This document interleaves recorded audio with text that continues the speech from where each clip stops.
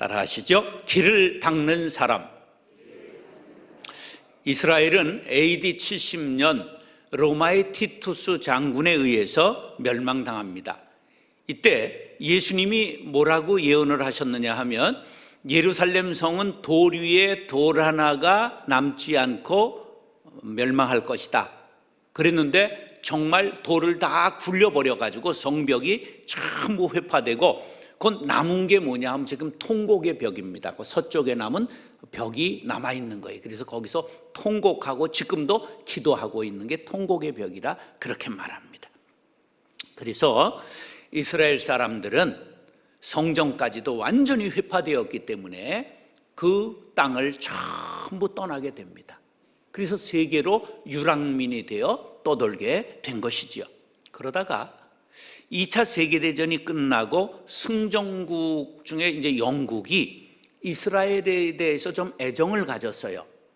그래서 이스라엘 사람들이 독립국가를 세우기를 소원하니까, 이미 그 땅엔 다 팔레스틴 사람들이 살고 있으니까 어디를 제안했느냐 하면, 아프리카 중앙에 이제 황금 해안이 있는 그 땅, 아주 넓은 땅을 여기에 너희들 나라를 세워라 그렇게 권고하니까, 아닙니다, 우리는 성경에서 우리에게 지시한 가나안 땅으로 가야 합니다. 이게 시오니즘이라고 말합니다. 하나님이 선물을 약속한 땅으로 돌아가자, 그런 운동이에요. 시온은 바로 예루살렘 성이 있는 시온 산의 이름입니다. 그래서 유대 지도자들은 청년들을 유대 광야에 모아서 땅을 사고, 거기에다 키부츠라고 하는 농장을 만들고, 거기에서 그 사막을 일구면서 그들을 양육하며 독립정신을 고취했습니다. 그들은 성경 예언을 그대로 믿었던 거지요. 자, 이사야서의 예언의 말씀입니다. 시작. 그때에 저는 자는 사슴같이 뛸 것이며 말 못하는 자의 혀는 노래하리니, 이는 광야에서 물이 솟겠고 사막에서 시내가 흐를 것임이라. 이때에 이리가 어린 양과 함께 살며 표범이 어린 염소와 함께 누우며 송아지와 어린 사자와 살찐 짐승이 함께 있어 어린아이에게 끌리며, 암소와 곰이 함께 먹으며 그것들의 새끼가 함께 엎드리며, 사자가 소처럼 풀을 먹을 것이며, 젖먹는 아이가 독사의 구멍에서 장난하며 젖된 어린아이가 독사의 굴에 손을 넣을 것이라. 이때 불렀던 노래가 사막의 샘이 넘쳐 흐르리라, 그런 노래입니다. 사막에 샘이 넘쳐 흐르리라, 이런 노래를 그들이 부른 것입니다. 주님이 다스릴 그 나라가 되면은 사막이 꽃동산들이, 사자들이 어린 양과 뛰놀고 어린이들 함께 뒹구는 참사람과 기쁨의 그 나라가 이제 속히 오리라. 사막에 숲이 우거지리라. 사막에 예쁜 새들 노래하리라. 주님이 다스릴 그 나라가 되면은 사막이 낙원되리라. 독사굴에 어린이가 손 놓고 장난쳐도 물지 않는 참사랑과 기쁨의 그 나라가 이제 속히 오리라. 이렇게 사막에 나무를 심고 길을 닦고 기도한 끝에 1948년 5월 14일 이스라엘은 독립국가가 되었습니다. 생각해봐요. 1900년 동안 세계 곳곳에 흩어져서 나라가 없어졌어요. 몇 년 동안? 1900년 동안. 그런데 2차 세계대전에 600만 명이나 나치에 의해 학살당했던 그 나라, 그런데 유대인들이 독립국가를 이루는 기적을 맛보게 된 것입니다.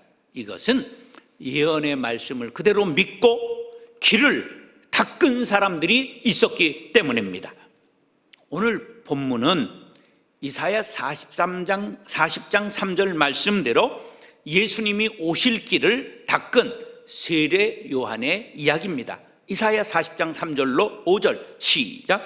외치는 자의 소리여 이르되 너희는 광야에서 여호와의 길을 예비하라. 사막에서 우리 하나님의 대로를 평탄케 하라. 골짜기마다 더두어지며 산마다 언덕마다 낮아지며 고르지 아니한 것이 평탄하게 되며 험한 것이 평지가 될 것이요 여호와의 영광이 나타나고 모든 육체가 그것을 함께 보리라. 이는 여호와의 입이 말씀하셨느니라. 할렐루야. 세례 요한은 예수님이 오실 길을 충실하게 닦은 사람입니다. 오늘 응암교회 부목사님들, 장로님들, 그리고 권사님, 안수집사님, 집사님, 그리고 모든 성도들은 길을 닦는 사람들입니다.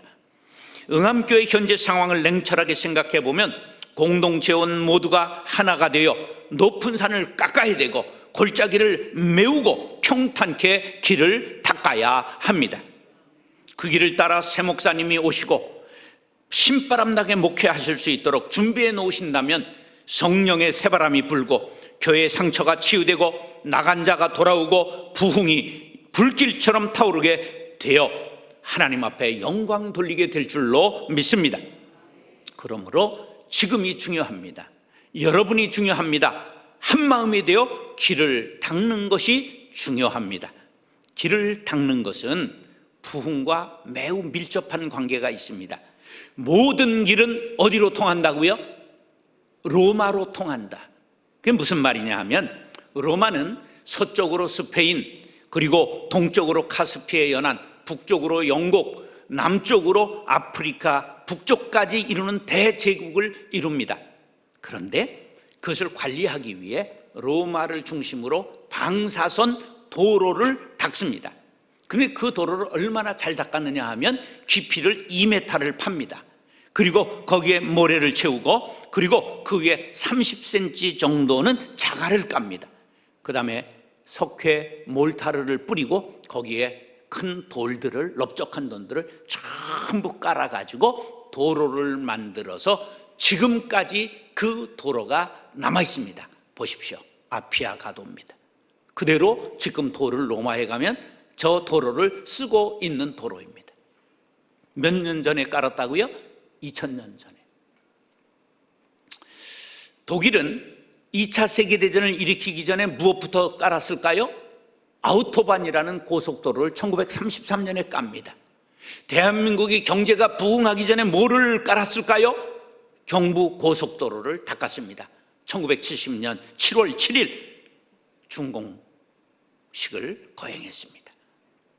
사랑하는 응암교회 성도 여러분, 길을 닦는 사람들이 될 수 있기를 축원합니다. 따라하시죠. 회개에 합당한 열매를 맺는 사람. 길을 닦는 사람들이 먼저 해야 할 일이 무엇일까 생각해 보니까 어디에서 어디까지 길을 낼 것인가 계획하고 예산과 인원 그리고 장비 등을 준비하고 동원할 것입니다.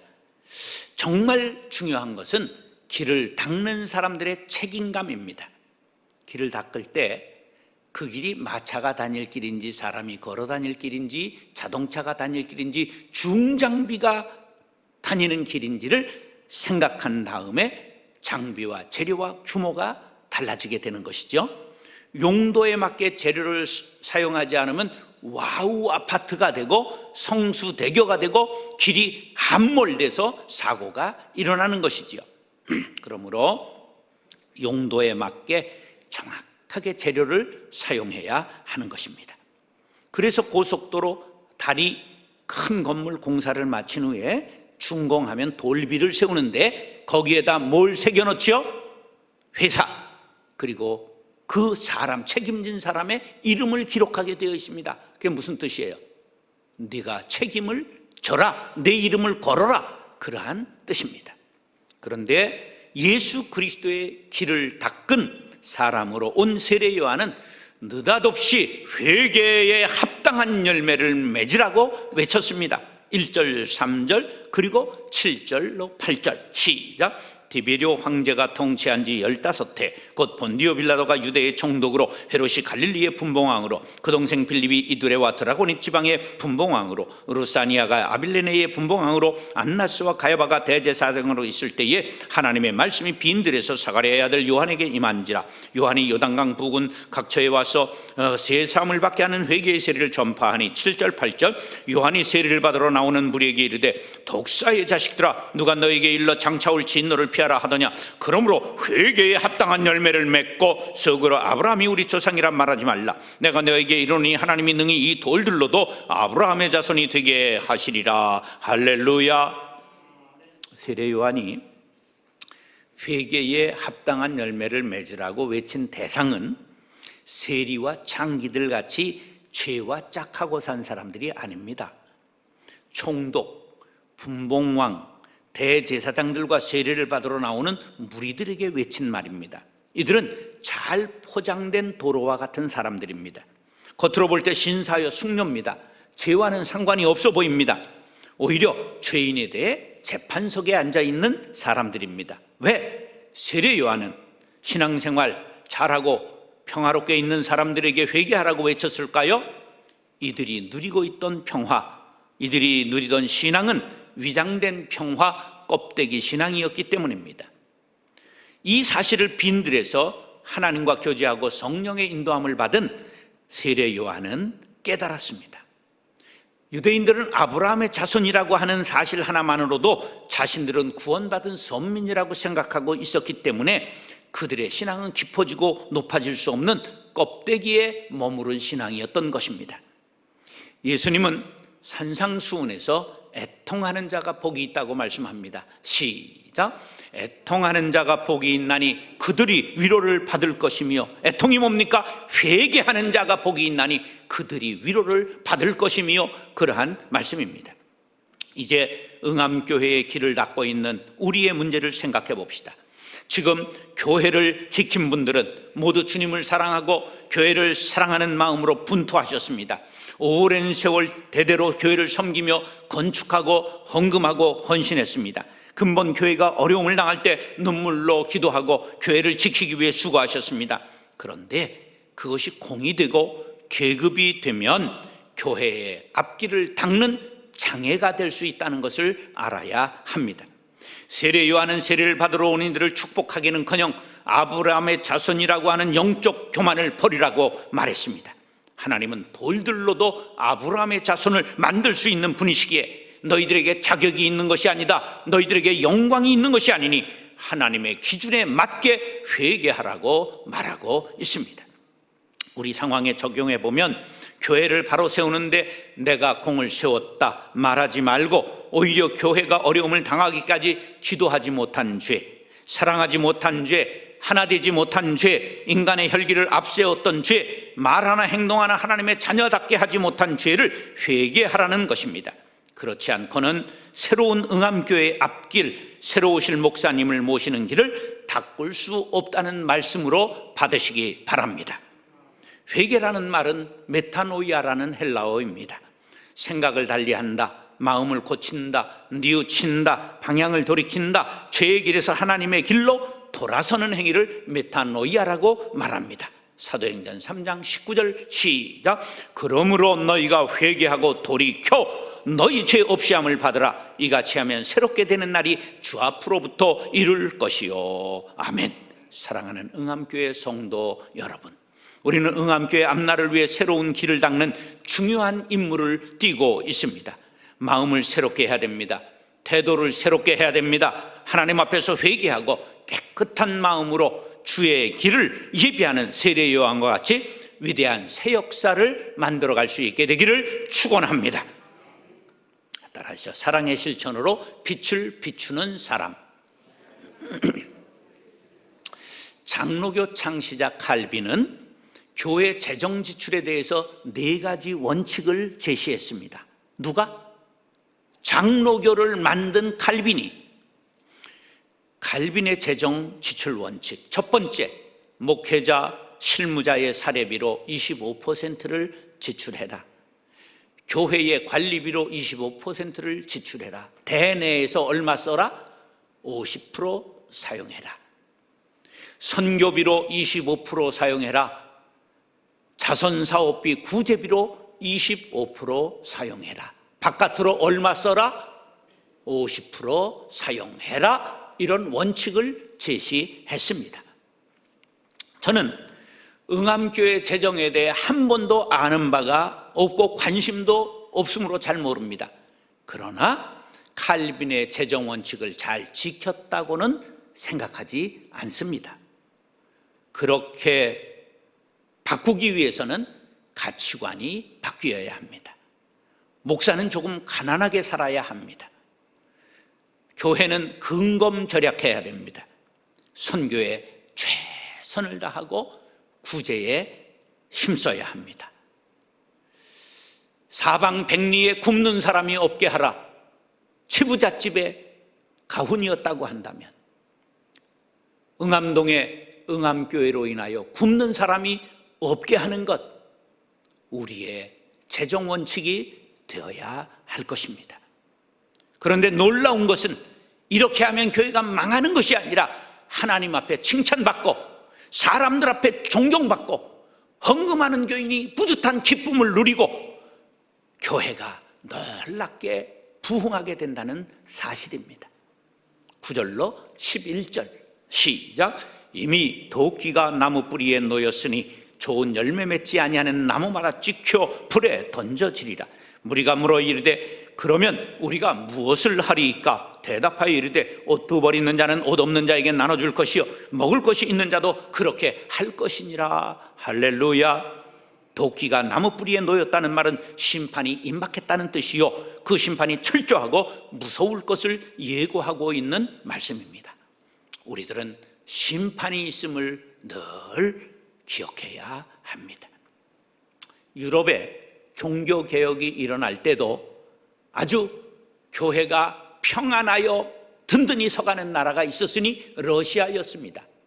러시아는 자그마치 98%가 정교회 교인이었습니다. 신앙의 제국이었습니다. 그런데 점점 사제들, 신부들이 배불렀습니다. 교회가 부자가 되었습니다. 백성들이 교회의 땅을 빌려 소작을 했습니다. 교회에 소작을 낸 후에 추운 겨울을 힘겹게 지냈습니다. 그래도 교회는 배고픈 민중들에게 사랑을 실천하지 않았습니다. 러시아의 공산주의 사상이 침투하기 시작했습니다. 3,000명이 모였습니다. 그들이 혁명을 일으켰는데 수많은 민중들이 전부 공산주의에 붙었습니다. 왜? 교회가 제노스를 하지 못했기 때문에. 그래서 러시아 제국이 무너지고 말았습니다. 기독교 제국이 무너진 것입니다. 교회를 하나님께서 무신론자들의 도끼에 막혔던 것을 기억해야 합니다.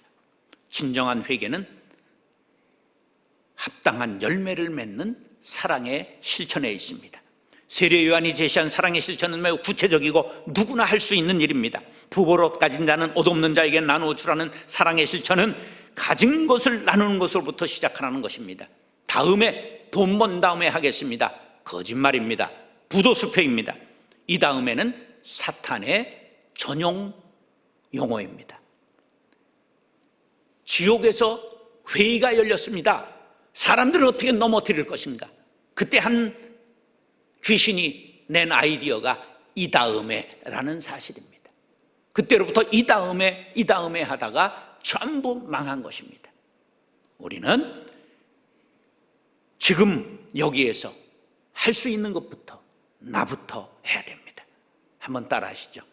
바로 지금 여기에서 할 수 있는 것부터 나부터.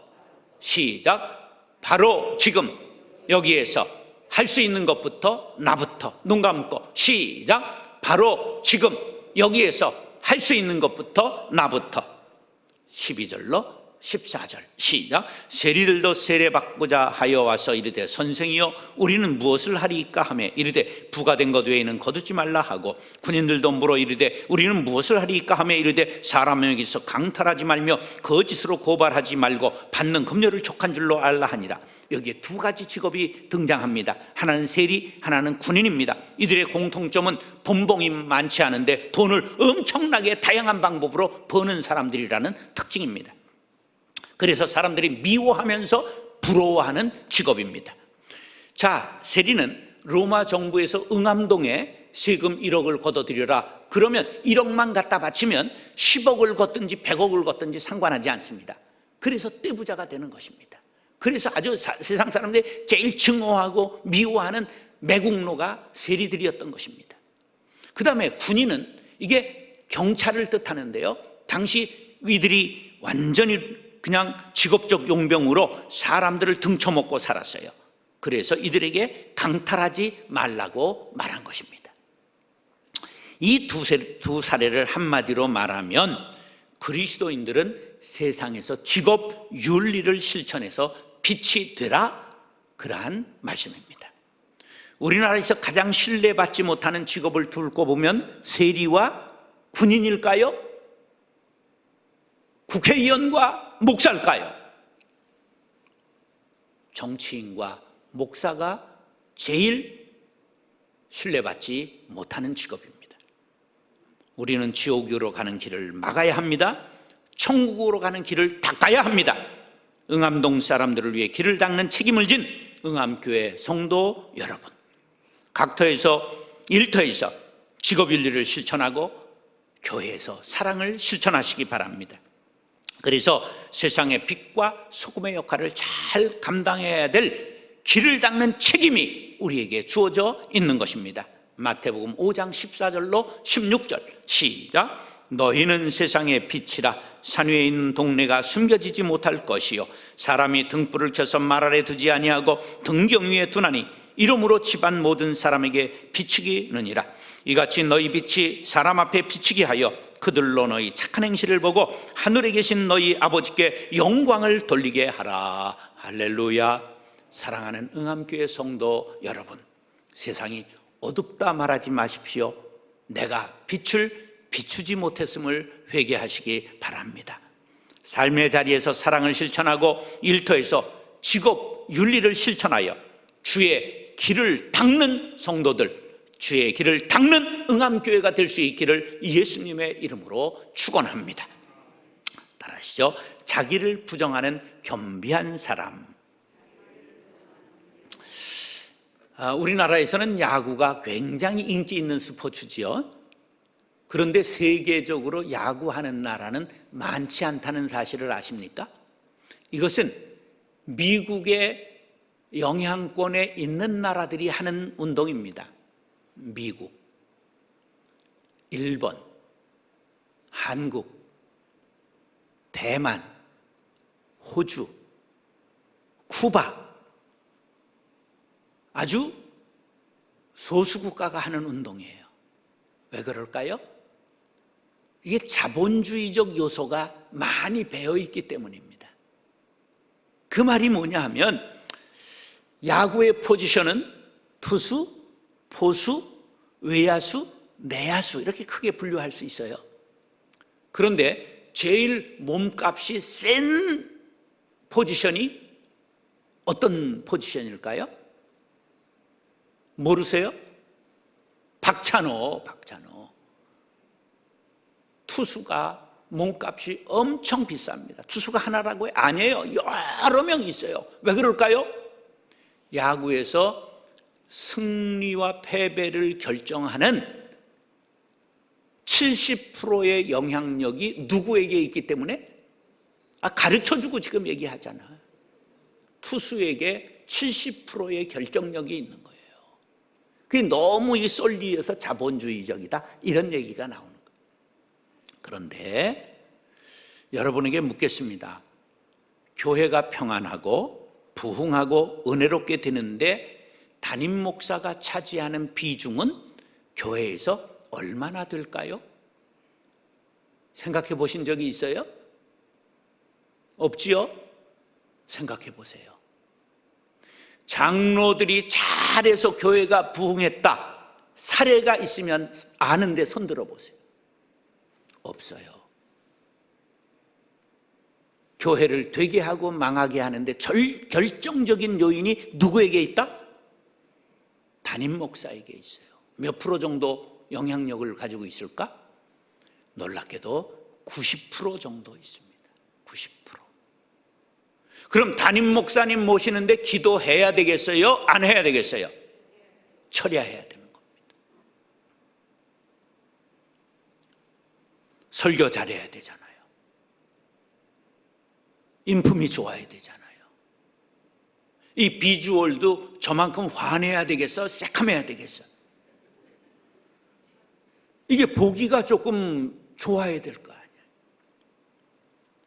교육 잘해야 되잖아요. 어려운 이들을 잘 신방하며 돌봐야 되지요. 약자들을 사랑해야 되지요. 기도를 깊이 해야 되지요. 성령 충만해야 되지요.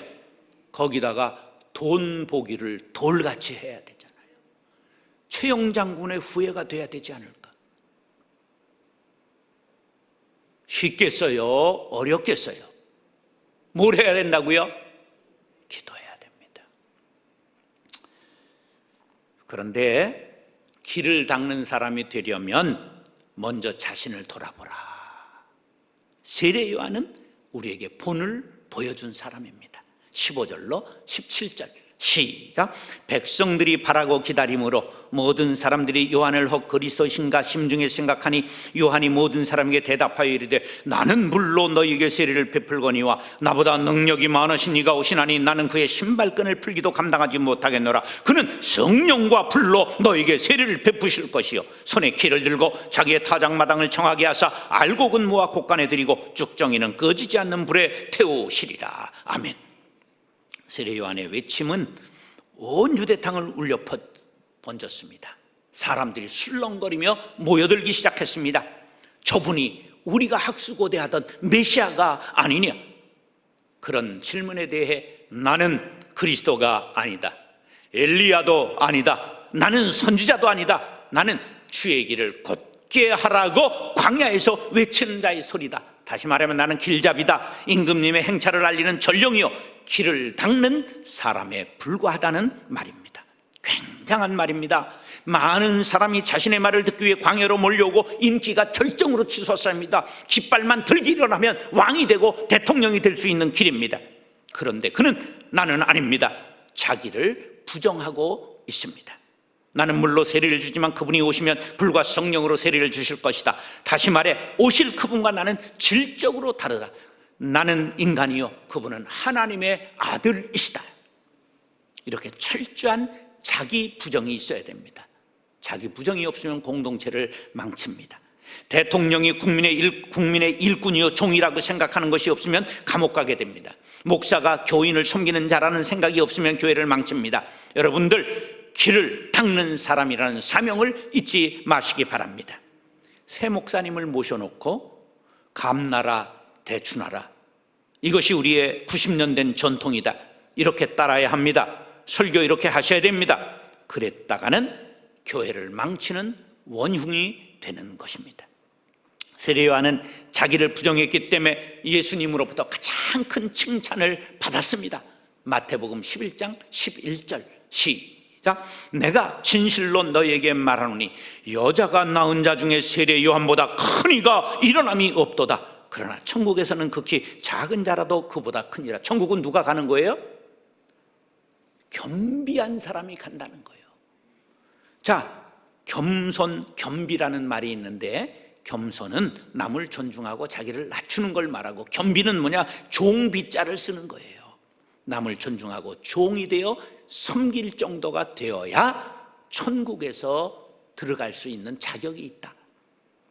세례 요한은 자신은 예수 그리스도의 신발끈 풀기도 감당할 수 없는 사람이라고 최대한 자기를 낮추었습니다. 신발끈 푸는 건 누가 할까요? 종이 하는 일입니다. 그는 말합니다. 그는 흥하여야 하겠고 나는 쇠하여야 하리라. 이게 어디 쉬운 일입니까? 얼마나 자기 버림이 철저한 사람입니까? 길을 닦는 사람은 이러해야 함을 보여준 것입니다. 새 목사님을 모시는데 내가 얼마나 공을 세웠는데 날 알아주지 않는다, 이런 말 앞으로 하시는 분 한 분도 없기를 바랍니다. 나를 몰라주고 나는 사라져도 교회만 잘 될 수 있다면 더 바랄 것이 없습니다. 이런 사람들이 많아질 때 교회는 되는 일만 남게 될 것입니다. 예수님은 백마를 타고 입성하시지 않았습니다. 나귀 타고 예루살렘에 입성하셨습니다. 마태복음 8장에 겸손한 백부장에 보신 믿음을 보신 예수님, 아무에게서도 이만한 믿음을 만나보지 못하였다고 마태복음 8장 10절에 칭찬하셨습니다. 시작. 예수께서 들으시고 놀랍게 여겨 따르는 자들에게 이르시되 내가 진실로 너희에게 이르노니 이스라엘 중 아무에게서도 이만한 믿음을 보지 못하였노라. 토사우텐 피스틴, 이만한 믿음이라는 뜻은 헬라어로 깜짝 놀랄 만한 믿음이라는 뜻입니다. 야고보서 4장 6절 시작. 그러나 더욱 큰 은혜를 주시나니 그러므로 일렀으되 하나님이 교만한 자를 물리치시고 겸손한 자에게 은혜를 주신다 하셨느니라. 하나님은 겸손한 사람을 좋아하시고 그들을 통하여 교회의 길을 닦으시고 천국의 길을 닦으신다는 사실을 믿으시기 바랍니다. 응암교회의 길을 닦는 성도 여러분, 세례 요한과 같이 자기를 부정하고 겸비한 일꾼들이 되셔서 교회의 길을 닦게 되시기를 예수님의 이름으로 축원합니다. 따라서 길을 닦는 사람, 회개에 합당한 열매를 맺는 사람, 사랑의 실천으로 빛을 비추는 사람, 자기를 부정하는 겸비한 사람. 기도하겠습니다. 사랑과 은혜가 풍성하신 아버지 하나님, 우리 모두 자신의 부족했음을, 기도하지 않았음을 회개하게 하여 주옵시며 사랑의 실천을 더욱 바라여 교회가 빛이 되겠습니다. 결단하게 하여 주옵시며 겸손한 사람들 되어서 예수님의 길을 닦을 뿐만 아니라 응암교회의 길을 닦는 사람들이 되게 하여 주옵소서. 예수님의 이름으로 축복하며 기도드리옵나이다. 아멘.